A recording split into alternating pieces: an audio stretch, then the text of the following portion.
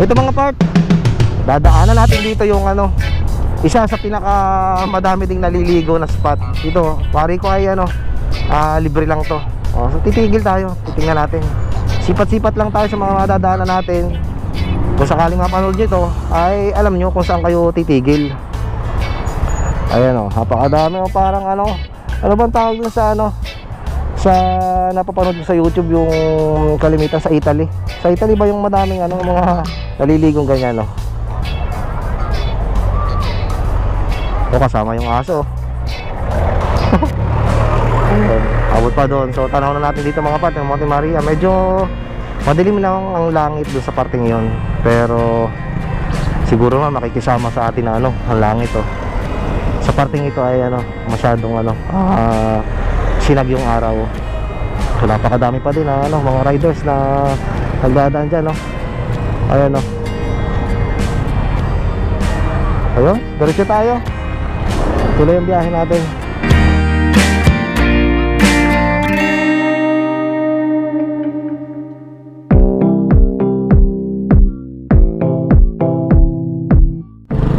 Okay, good morning. Ay, ganda na sikat ng araw mga part.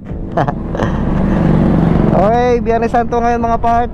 At ayun, mag-short ride lang tayo. Pupunta tayo sa Monte Maria mga part, bibisita tayo doon.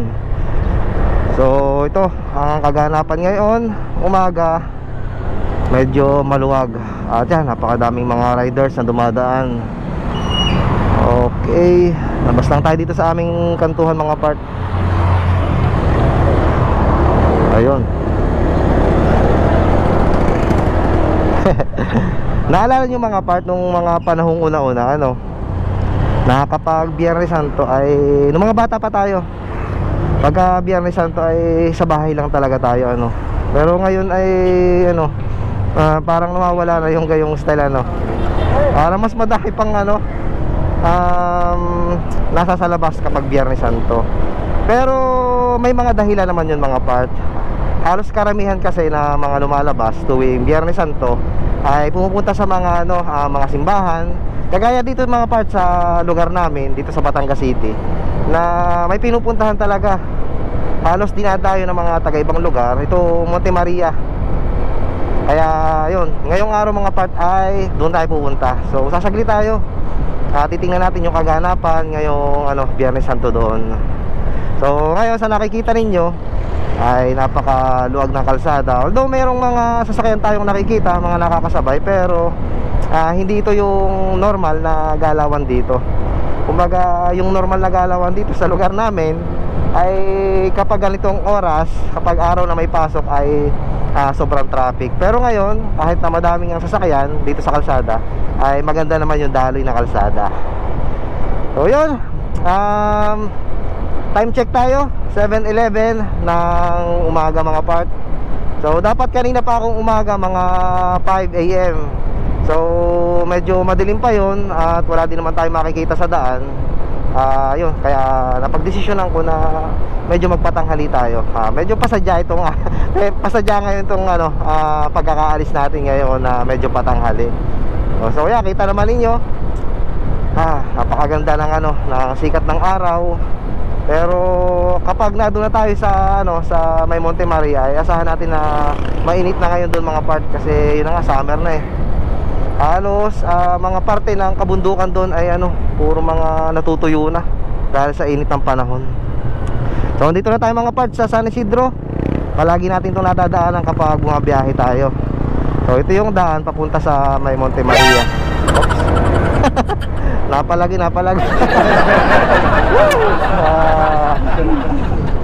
sa ganitong oras mga part ay napipil nyo pa o nararamdaman pa ninyo yung ano, yung lamig ng hangin. So siguro mga parteng alas 9, alas 10 ay nako, sigurado na yan. Pahihirapan tayo. Kaya pansin nyo mga part, na gano'n lang ako na riding jersey instead na magsuot ako ng riding jacket. Pagdadahan-dahan na lang tayo mga part.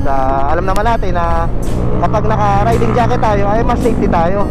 Pero dahil nga sa init ng panahon ay kaya mas pinili natin na mag-riding jersey na lang.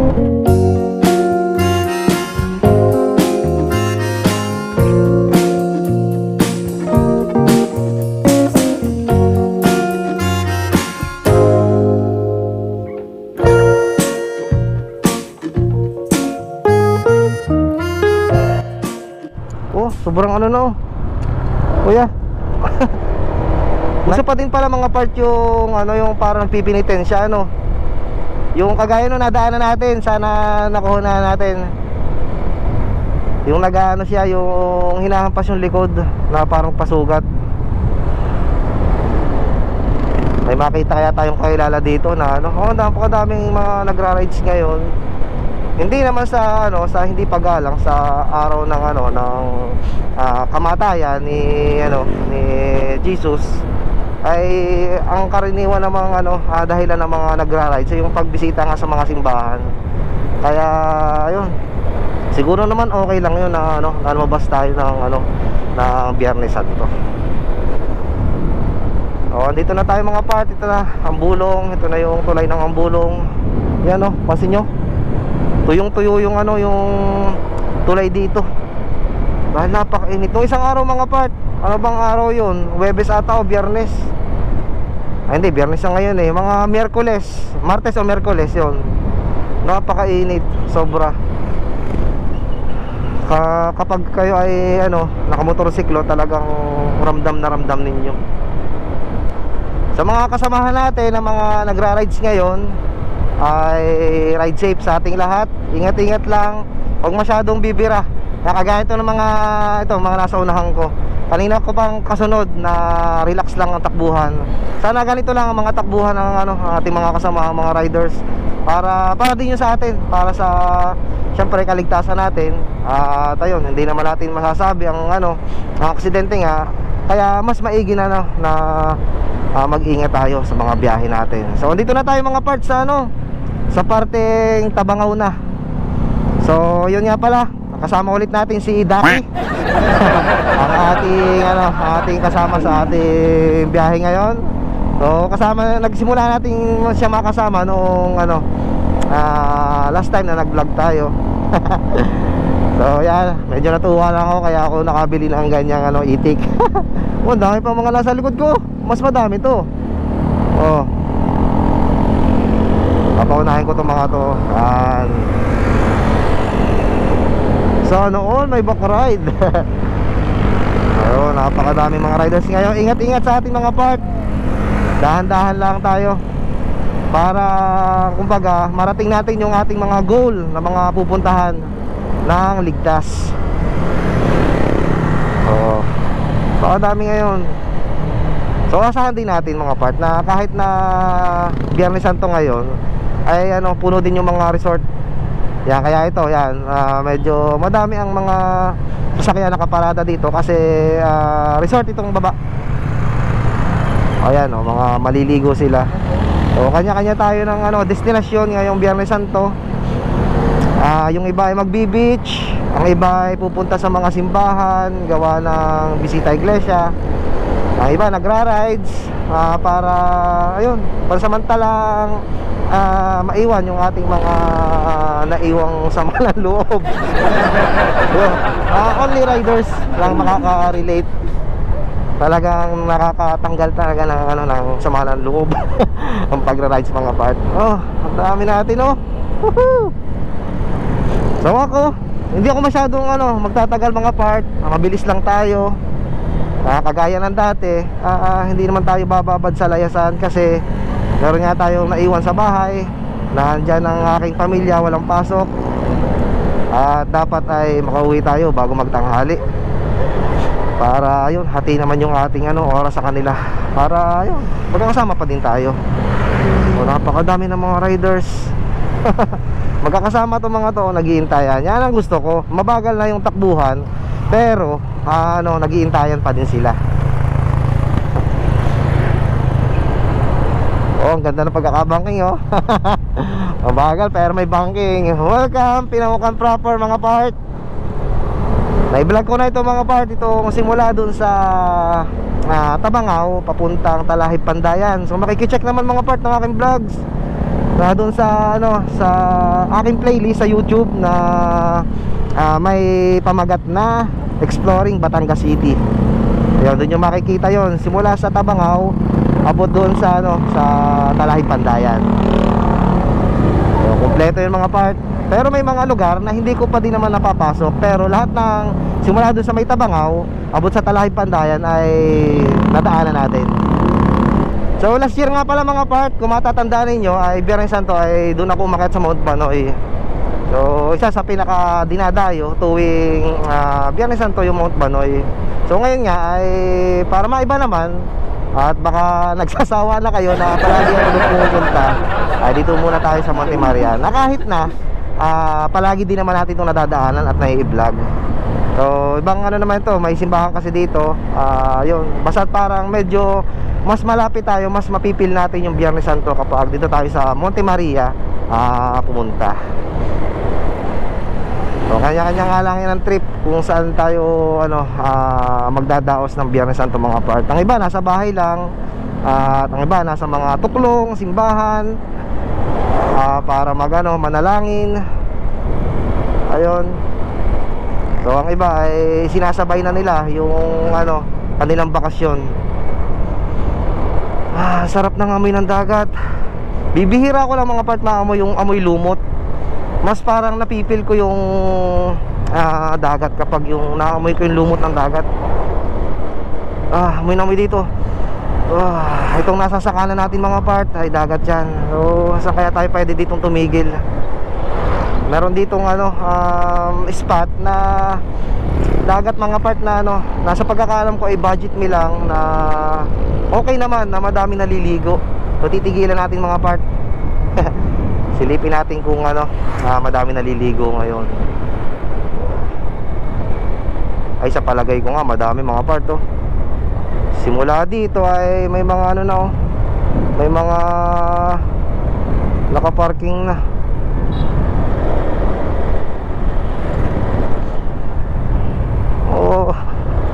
Matatabihan ito mga part dagat Naku, wala tayong titigilan dito. Tabi lang tayo ng konti. Sisilip lang tayo, sinsay kumbaga. Ay wala, hindi tayo makakapag dito. Pakadaming tao. Sisilip lang tayo. Hindi ko maiwala ng aking 360. Sisilip lang tayo, madali. Madali lang. Ayun. Napakadami naliligo mga part Yan lang natin nilagay ang 360 natin. Hindi naman niya mawawala. Hindi ba titingnan ko lang kung para sa daan. Okay, pasok naman. Yan ito mga part Yan. Ito yung sinasabi ko na na madami naliligo dito. Budget me lang siya, pero napakadami naliligo talaga dito. Instead nga naman na pumunta kayo sa sa mga resort na napakamamahal, ay mas maigi dito, mas maganda. Nakakatuwa dun sa spot na yun mga part, ang dami pa nakapila. Pero kung nyo, sa mga kapanood dito mga part, bibigyan ko kayo ng ng isa sa mga magaganda pa bukod doon, na wala nga lang bayad, pero ang magiging problema nyo lang mga part ay yung banlawan. So kalimitan ang nakikita ko na pumupunta doon ay yung may mga sasakyan na may dalang mga tubig na panbonlaw. So doon yung mga parts sa simula doon sa may Mabakong papuntang Talahib Pandayan. Yun, napakalawak ng mga parts. Dire-diretso lang yung dagat na walang bayad. So di bahala na lang kayo magdala ng mga pambanlaw ninyo para hindi naman kayo makate kapag pauwi na. So dito na tayo mga parts sa may planta dito sa may Simlong. Napapansin niyo nasa unahan natin mga planta. Ito, kaliwat kanan, may planta mga part. Woo! Medyo nararamdaman ang init dito mga part. Nakita naman niyo sa ilang mga puno dito na medyo tawag dito, natutuyo.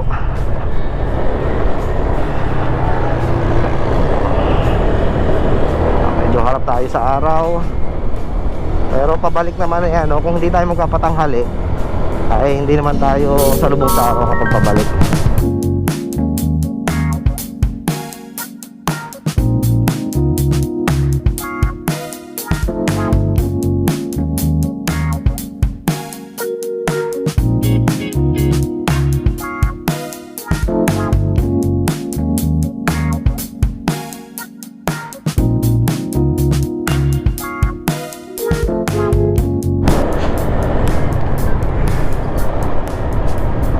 May mga kainan doon sa likod natin bago dito lumusong sa may, dito sa may ano, Simlong.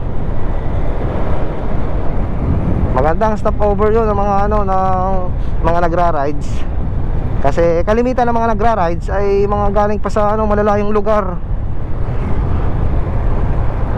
Kailangan masarap kapag yung ano, mga nakamotor, mas malayo ang ano, ang nararating. Hindi kagaya ng mga naka 4 wheels, pero ewan ko lang, pero base sa akin mga part, mas limitado ang galawan natin kapag naka 4 wheels tayo. Unang-una, traffic. Pangalawa ay may mga lugar na hindi kayang daanan ng ano, naka 4 wheels. Kaya talagang napakaganda na ng motorsiklo mga part.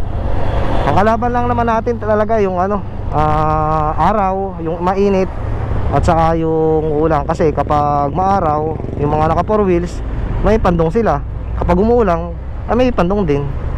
Ito mga part, dadaanan natin dito yung ano, isa sa pinaka madami ding naliligo na spot. Ito, pari ko ay ano, libre lang to.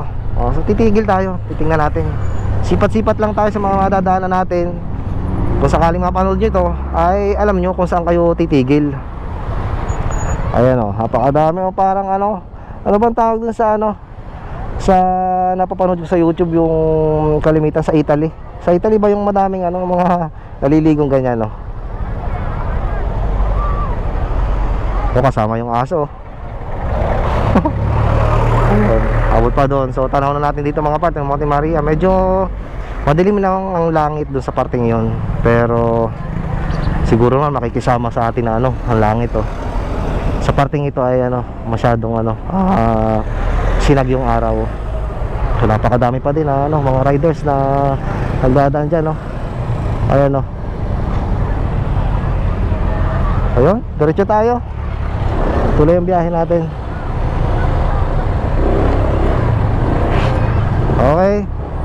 Abot pa dito. Napakadami. Ang kagandahan dito mga part ay napadaan ako dito nung isang araw. Ay ginawa niya ng ano, yun, ang gaganda. Parang hati-hati, parang nilinis yung ano, yung parte dito na yun, na pinaliliguan. O, diretso tayo.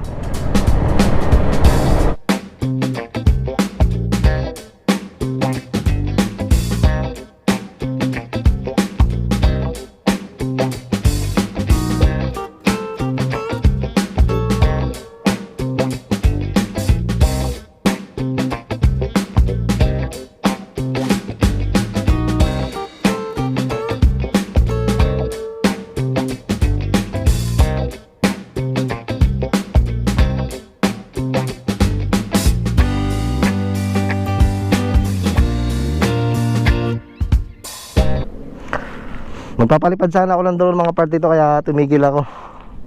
Pero biglang bigla oh. Kanina medyo maitim na, pero ngayon ay ano, medyo lumakas na talagang hangin. Kaya lalampas muna tayo. Baka abutan tayo dito ay wala tayong ano, wala tayong matitigilan basta-basta. Hahanap muna tayo ng ano, yung pwede natin tigilan para kung sakaling abutan tayo ng ulan, hindi tayo matutong mabasa. O tinago ko na yung 360 natin. Delikado. Pero yun naman ano, sa pagkakaalam ko ay water resistant. Kapag ganung ambon-ambon sa kaunan lang ay hindi naman siguro yun maano. Ang ganda sana ng spot na yun no, na madaming dadaang mga motor na sana makukunan ko. So yun, nagdaanan lang. Naiset ko na nailabas ko na. Natakot lang ako kasi ayun, ganda sana nung ano yung napalipadan ko na yung dati, pero nabura ko na yung files. Shout out. Nabura ko yung ano, nagbubura ko mga part ng mga files, sayang. Nabura ko yung dati ko dito. Ayan tuloy. Mga namimitik. Shout out sa inyo ba? Kita mo meron din dito oh.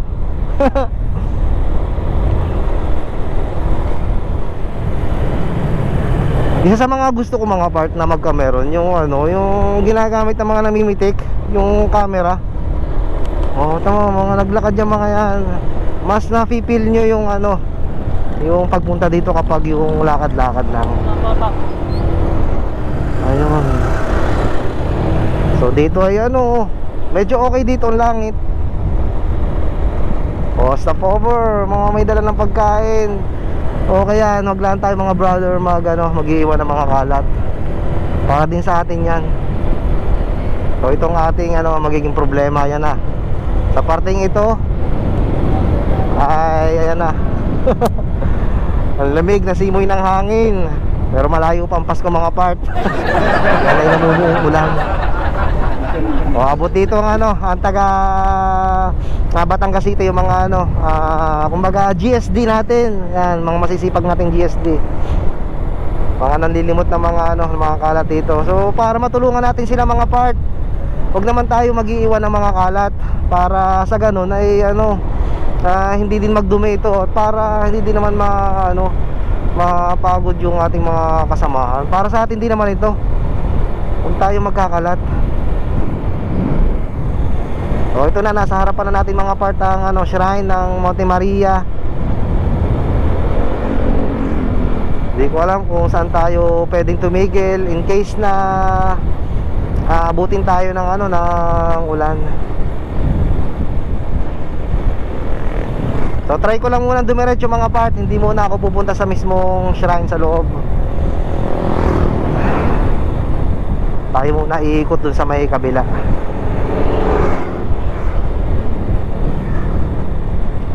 Oh, ito yung isang entrance mga part, pero no entry dyan. Huwag kayong dadaan dyan kasi sarado yan mga part. Ang mismong entrance ay nandun sa may parting unahan na madadaanan natin. So nandun yung may mga guard doon. Tapos doon tayo magbabayad ng entrance fee. Nakalimutan ko na lang kung 5 pesos or 10 pesos ang entrance kapag motorcycle. Medyo ilang buwan na nakakalipas nung simula na tayo dumaan. So ito mga part, itong kanan, yan yung entrance. So dyan kayo magbabayad mga part. Diyan napakadaming mga riders pa. Maya tayo dun mga part. So ayan, kita nyo ba, pansin nyo agad kapag pumunta kayo dito, napakaganda ng kalsada dito. May mga nakalagay na tawag dito, bilis kawayan, pinaka-barrier na yan sa tabihan na may kulay na green, white, saka yellow.